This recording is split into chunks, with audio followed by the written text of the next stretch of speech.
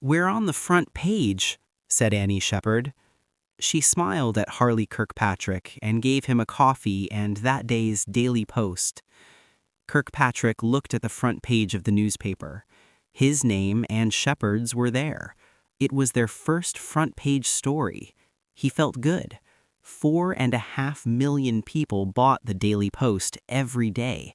He drank a little coffee and read the story quickly. "A good start to a Wednesday morning," said Shepherd. "A front-page story." Kirkpatrick looked up.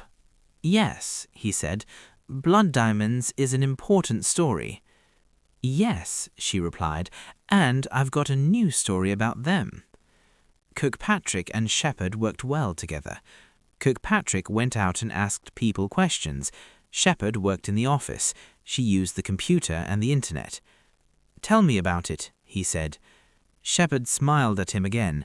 She was 27 years old, with short light brown hair and dark brown eyes. She wore blue jeans and a white shirt. "Come over to my computer and have a look," she said. Kirkpatrick went over and looked at a photograph of a man on Shepherd's computer. The man's hair and eyes were dark. He wore dark trousers, a jacket and a tie, and had a black bag in one hand. "This is Eric Van Delft," said Shepherd. "He's 36 years old, half Belgian, half African. He's in Britain now. He came into London yesterday evening from Lagos in Nigeria." "And who is he?" asked Kirkpatrick. "What does he do?" "Well, he's a businessman," replied Shepherd.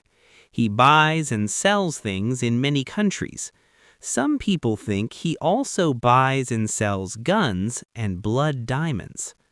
Kirkpatrick looked at Shepherd. "I had a look on the internet late yesterday," she said. "There was a lot about his business, but his name was also in a story from a South African newspaper about blood diamonds." "That's interesting," said Kirkpatrick. Shepherd gave some papers to Kirkpatrick. "This is all from the internet," she said. "The first one is the South African story. I'm going to look again today." "Okay," said Kirkpatrick, "and we need to know where Van Delft is now." "He's at the Charterhouse Hotel on Charterhouse Street," said Shepherd.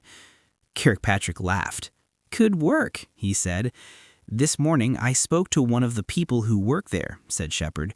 "She's going to watch Van Delft for me, for a little money, of course." "Very good work," said Kirkpatrick, laughing again. Then he looked at his watch. It was 9:45. He stood up. "Maybe Van Delft is still at the hotel," he said. "What are you going to do?" asked Shepherd. "You can't just ask, 'Do you buy and sell guns or blood diamonds?'" Kirkpatrick took the papers.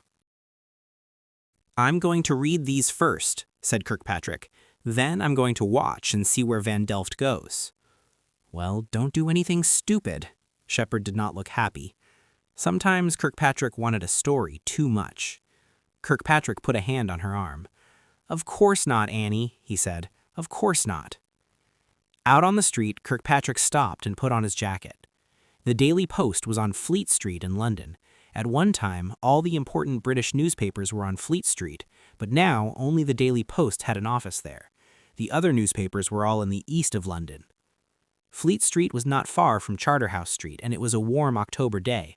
Kirkpatrick started walking. He needed some time to think about Van Delft, and he needed to read the papers from Shepherd.